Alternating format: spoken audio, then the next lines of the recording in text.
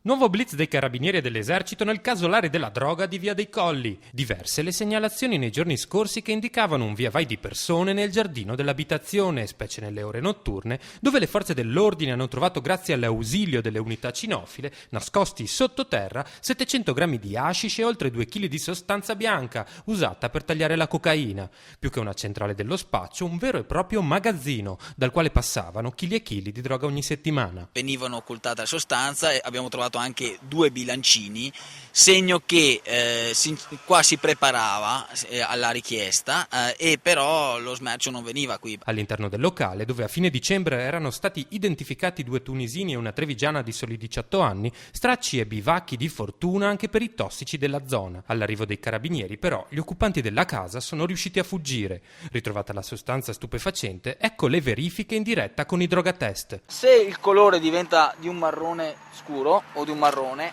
allora la sostanza risulta essere, eccola qua, la sostanza risulta essere hashish. Continua dunque la collaborazione tra esercito e forze dell'ordine. È fondamentale, come abbiamo già visto, non solo con i risultati ottenuti nella cintura urbana, ma anche nella prima periferia.